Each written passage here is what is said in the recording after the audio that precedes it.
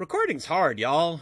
I cut a whole 1 hour video that is essentially unusable because I forgot to click one stinking button.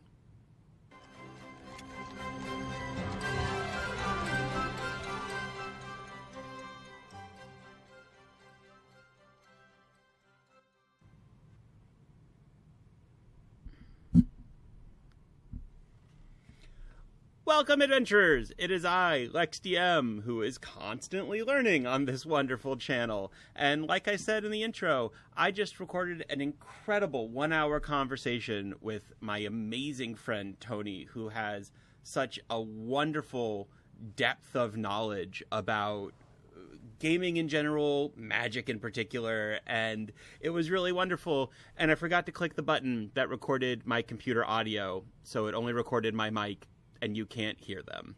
And I'm choosing not to be mad at myself, which would be my default, yay therapy, but I am certainly disappointed. And so I want to start with an apology to Tony. I am really sorry that I took up a bunch of your time and we didn't end up getting usable content. I really hope that we can do it again, because I think it was a really great conversation and I would really love to put it out on the channel, and I'll be reaching out to you directly. But dang it. So we're going to do another 30-minute yammer. So I got 29 minutes left and I'm just going to chat with y'all, try to keep it to TTRPG stuff, no script because that one's gone. And I didn't make a video last week because I had been sick, and then we had a bunch of our friends in town, which was really wonderful. Some of them my players, some of y'all might recognize from Wednesday. And so video just didn't get made, but I didn't want a second week to go by and without making a video, because down that path lies not doing this anymore because of the silliness of the ADHD brain. So we're going to sit and chat, and you know, this won't be for everyone, and that's okay. Some of y'all I think might enjoy it. And as always, let me know what you think in the comments. I've got a fan running. I apologize for the hum, but it is warm down here in the basement.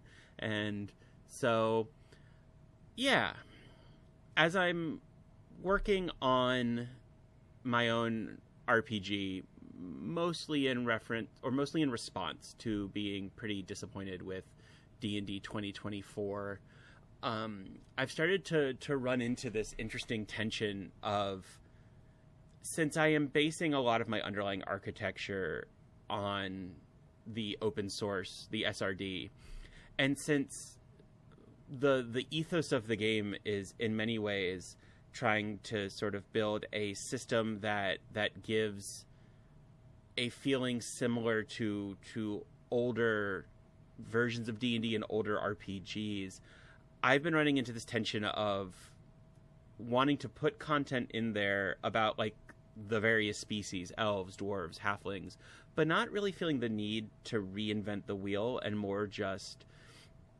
refocus the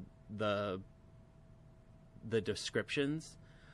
And I've run into this interesting tension of like just going, hey, just go read this book. You don't need me to write it out here, versus taking the time to structure my own thoughts, even if they don't necessarily drift as far from already made descriptions. And I just find that really interesting.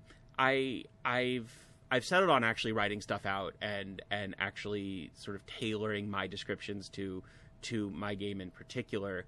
I'm really seeking to make a game that in many ways invokes the feelings I get from very classic fantasy IP and very classic sort of fantasy games.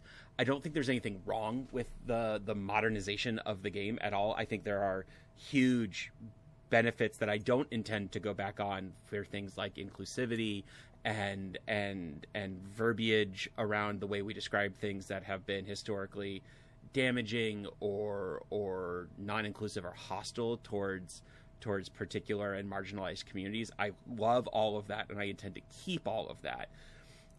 But I do feel like there's a balance that can be found if you're looking for a particular kind of gaming and kind of classical fantasy gaming, of, God, I feel like this is making me sound like a racist, and I'm really not, but of like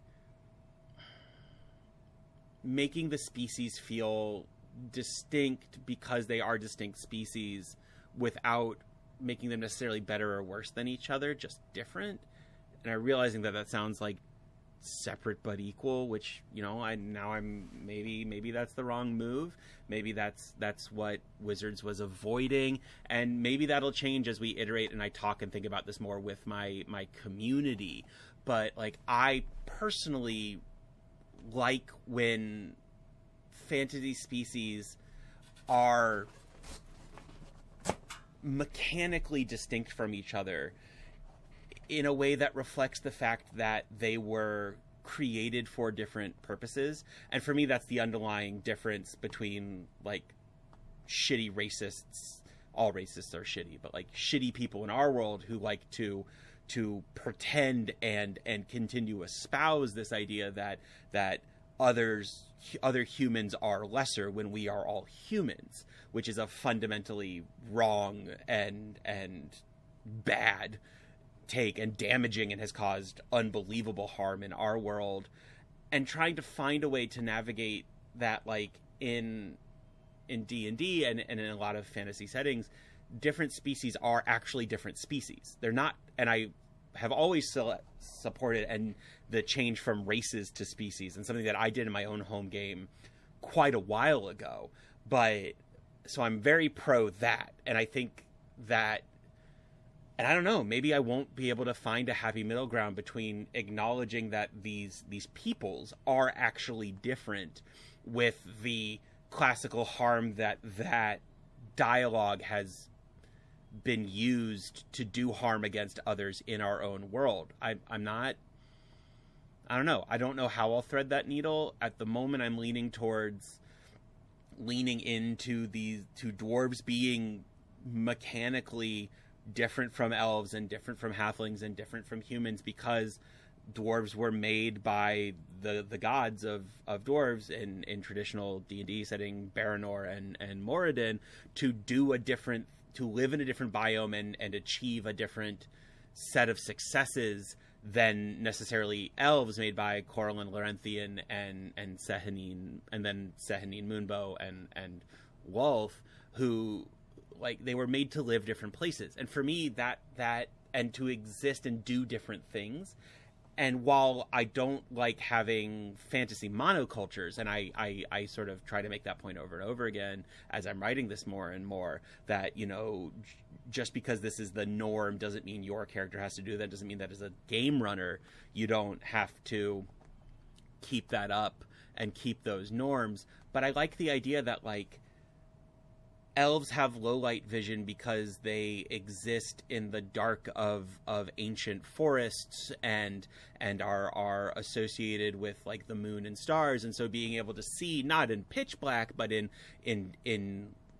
moderate darkness makes sense. And since they were bespoke, created by a god who knew that this was part of that god's intent for them, they were given this ability.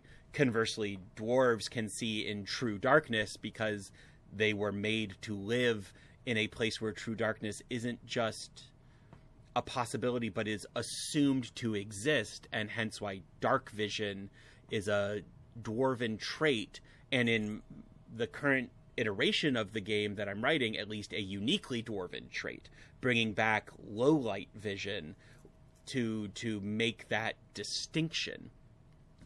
In the first iteration, I talked with some of my friends about making situational enhanced vision. So things like elves can see twice as far in moonlight and starlight. Dwarves can see in true darkness. But that felt overly complex, given that low light vision has already been phased out in the base game. But I actually really liked the low light vision versus dark vision dichotomy. And I think the prevalence of dark vision in base D&D and the frustration that so many DMs feel towards that and express about that on various forums that every species seems to have dark vision, so why is darkness ever a threat? I think the loss of low light vision and sort of the lumping of all enhanced vision into dark vision led to that, and I'd like to undo that a little bit. My current sort of ethos is sort of old school lethality and old school mentality, new school design philosophy, and trying to bridge that gap to some degree or another. And I am sure that as this starts to get played, because I am very fortunate to have a bunch of playtesters lined up, that it'll probably iterate and move farther and farther away from base D&D. And I am excited to see what that turns into, and maybe try to put it on Kickstarter or something early next year. We'll see. I don't want this to just turn into a video of talking about this game system I'm writing. So we'll pivot. In my conversation with Tony that I just recorded and now can't show you, they brought up a really interesting idea that and then we talked about a little bit, that Wizards of the Coast has made some rather titanic shifts in like the underlying architecture of the D&D fantasy worlds, and it often feels like they weren't thinking about that, what that would mean in a world setting in a grander context. So the one that they brought up is the idea that I brought up infinite cantrips, which felt really jarring in initially the at-will powers in 4th edition turning into infinite cantrips in 5th edition. And we've seen lots of people iterate on the idea of how that can be manipulated into some unintended, overly powerful mechanics. But we were just sort of talking, and they brought up this really great example of the light cantrip, which is relatively easy to acquire the ability to produce, completely undoes, like, say, the whaling industry, because the need for lamp oil essentially disappears, similar to when electricity became dominant and the whaling industry mostly died. Looking at you, Japan. But mostly vanished.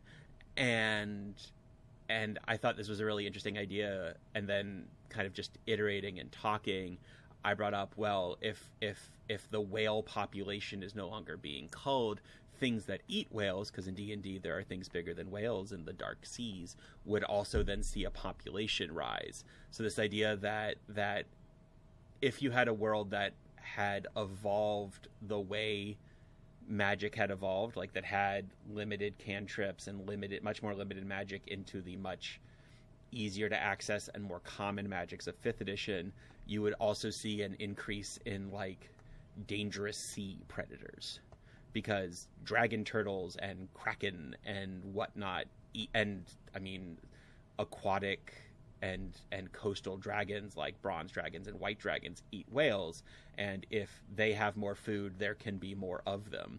So I like this idea that infinite cantrips has led to heinously dangerous fantasy oceans in and around, let's say, Faerun, because that's the only setting that Wizards seems to care about. So yeah, I thought that was an interesting idea. I think it'd be a fun thing to play with and maybe try to settle some of those questions and ideas into Armendia, my home setting, in a really cool way. That was fun. Yeah. So I think I'm going to call it there, because my brain has stalled out and I don't want to just push myself, especially because I have to get ready for game tonight. So sorry that this is a short one, y'all. And again, sorry to Tony for not clicking that button. I seem to miss something with every time I set up to record. I got to make myself a giant checklist and put it on my monitor. But stay tuned, and hopefully I can find a time to re-record that. And I do have a couple of other friends set up to do some more interview style stuff that I'm really excited about. And I look forward to chatting with y'all. And I will be cutting more short videos for TikTok and Instagram this week. And I will be trying to get a better rhythm on those. People seem to enjoy the NPC ones. I have a couple of more, but for now and for this week, just a quick video to say hi and that we're still around, and hopefully next week we'll have something even bigger. And in the meantime, stay safe, stay healthy as best you can, stay nerdy, and I will see y'all all next time.